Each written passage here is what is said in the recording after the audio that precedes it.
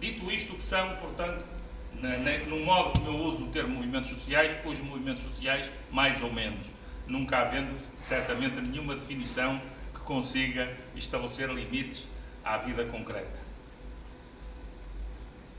Creio que se podem ser definidos por 4 pontos, seguindo aquilo que alguns autores que acompanho mais de perto referem e investigam sobre o assunto. São redes informais de interação entre uma pluralidade de indivíduos, grupos e organizações, ou seja, não se confundem com as organizações e indivíduos que deles possam fazer parte. As redes criam as pré-condições para a mobilização e providenciam o estabelecimento adequado de pontos de vista comuns, de estilos de vida, de culturas, de objetivos comuns. Segundo, os movimentos sociais assentam em crenças partilhadas e numa solidariedade de objetivos. Para ser um movimento social é preciso que haja uma ação coletiva requerendo essas crenças comuns e um sentimento de pertença a esse movimento. Em terceiro lugar, creio que os movimentos sociais são caracterizados por uma ação coletiva centrada em conflitos. Os atores dos movimentos sociais estão empenhados em conflitos políticos ou culturais ou outros, apoiando ou incrementando ou impulsionando mudanças sociais a nível sistémico ou não. Finalmente, os movimentos sociais usam o protesto social como base da sua ação. Sem protesto social, dificilmente é concebível um movimento social. Para quê? Reagindo a quê? Em conclusão, para terminar esta digressão que vai longe, quanto ao modo como eu uso o conceito de movimentos sociais.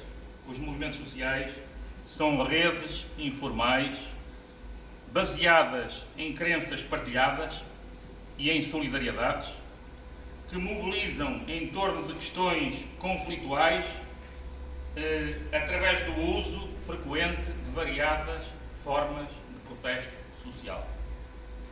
Dito isto, e com isto pretendo tornar claro que movimentos sociais para mim não são organizações sociais. As organizações sociais podem ou não fazer parte de movimentos sociais, tal como os indivíduos, mas não são a mesma coisa.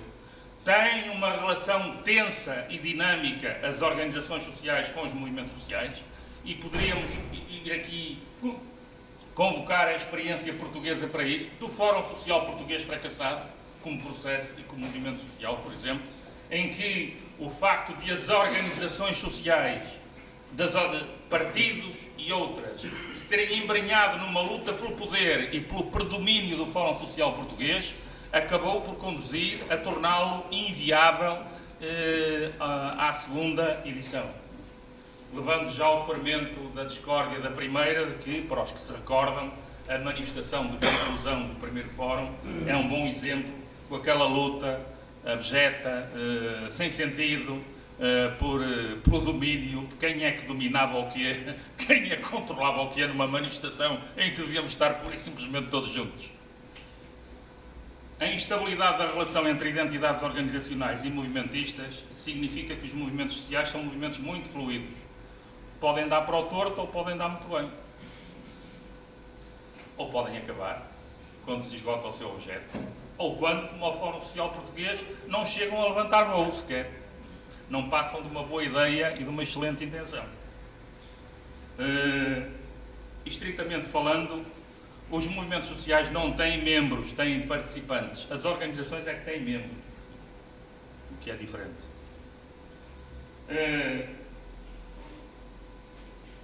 Movimentos sociais também são diferentes de coligações de organizações políticas ou outras. As coligações são coligações de organizações que mantêm a identidade dos atores e que têm uma relação negociada e instrumental uns com os outros para estabelecer compromissos e equilíbrios. Dito isto, desculpem lá o desenvolvimento, vamos voltar agora à nossa realidade. Até à nossa realidade em Portugal e como ela se relaciona com o mundo. Os movimentos sociais até aos anos 60, no século XX, não quer dizer que não tenha havido movimentos sociais de outro tipo, estou-me a lembrar de uns, que são para mim uma das minhas das coisas que mais me comovem, que é o movimento e as revoltas camponeses lideradas por um comunista utópico, Thomas Müntzer, um sacerdote reformador protestante, no século XVI na Alemanha, que terminaram com a sua tortura e assassinato, recusando abjurar das suas convicções, e com a morte de 100 mil, dos cerca de 300 mil camponeses que participaram nessa revolta, nesse movimento social, com o patrocínio, nessa morte e nessa tortura, de Lutero, que de reformador passou a conivente com os nobres e com os pequenos poderes locais e feudais da Alemanha. Isto para dizer movimentos sociais há muitos, não é apenas os chapéus, há muitos movimentos sociais. No século XX, na primeira metade, claramente que os movimentos sociais, embora houvesse, por exemplo, o movimento das sufragistas, mas o movimento dominante foi claramente, quando se falava em movimento social, era um movimento social em torno das questões do trabalho, a relação capital-trabalho e o conflito direto capital-trabalho estava no centro dos movimentos sociais. E esteve também no centro da formação dos Estados Sociais do pós-guerra, que só chegaram a Portugal 30 anos depois do 25 de Abril, e isto às vezes conduz-nos a algum enviesamento, desculpem aqui a derivação, a gente às vezes quando fala cá nas teorias da liquidação do compromisso social e do Estado Social, esquece sempre, por exemplo, que quando falamos em gerações à rasca, gerações à rasca em Portugal não é exatamente o mesmo que gerações à rasca nos países nórdicos, menos, ou na Alemanha, mais. Porque na Alemanha estamos a falar que os pais da geração mais jovem têm 30, 40 anos de boa vida, entre aspas, de muitos direitos. Em Portugal, gerações à rasca também é minha, que provavelmente vai ficar sem uma parte das reformas, já está a ficar, não é? E são as gerações que só começaram a ter acesso a alguns direitos laborais e a alguns benefícios sociais depois do 25 de Abril, há muito pouco tempo. Estamos a falar de coisas diferentes e às vezes, quando falamos disto tudo e quando importamos as teorias pós-modernas, sobretudo, tendemos a esquecer que o nosso tempo histórico é, infelizmente, diferente de outros tempos históricos na Europa. Mas voltando à questão os movimentos sociais nos anos 60 dão um grande impulso, porque com os novos movimentos sociais, o Maio de 68, as revoltas pela Europa fora, de Praga a Paris, a Itália, etc., exprimiram também novos centros e novas temáticas e novos valores no centro dos movimentos sociais que se cruzavam com o conflito capital-trabalho. Estamos a falar dos movimentos estudantis, feministas, culturais, por novos aspectos de costumes, etc., que romperam nessa altura. E depois houve um adormecimento durante uns anos com a ofensiva neoliberal e com a cartilha do consenso de Washington a dominar, depois da emergência ao poder da Sra. Thatcher e do Sr. Reagan, nos países do Ocidente. Até que chegamos aos anos 90 e saltou a tampa a muita gente, porque já era demais. E depois de uma coisa menos conhecida, que é o Encontro Internacional pela Humanidade e contra o Neoliberalismo, realizado em Chiapas, por iniciativa dos zapatistas, desse grande movimento em 1996, sucedeu em 98 e 99 as manifestações de Seattle e depois sucedeu o Fórum Social Mundial, o primeiro em 2001 em Porto Alegre, e deixem-me fazer também aqui o parênteses que a ATAC, fundada no final dos anos 90, é também produto desse movimento como organização e foi uma organização que esteve na raiz também da produção dos fóruns sociais e da construção do movimento altermundialista. E depois surge o movimento altermundialista, que alguns chamam, como o Della Porta, e acho que vem, num certo sentido, movimentos por uma justiça global. Não são movimentos contra esta globalização, são um movimento altermundialista por uma justiça global. É aqui que, do lado dos sindicatos, as coisas estão um bocado à rasca também. Os sindicatos têm tido muita dificuldade de conviver com estes novos movimentos sociais. E ainda no sábado, no seminário que juntou 130 sindicalistas, ativistas do movimento do precariado, académicos e investigadores sociais, num encontro original e porventura único em Portugal para refletir sobre a renovação estratégica do sindicalismo e da organização dos trabalhadores em Portugal,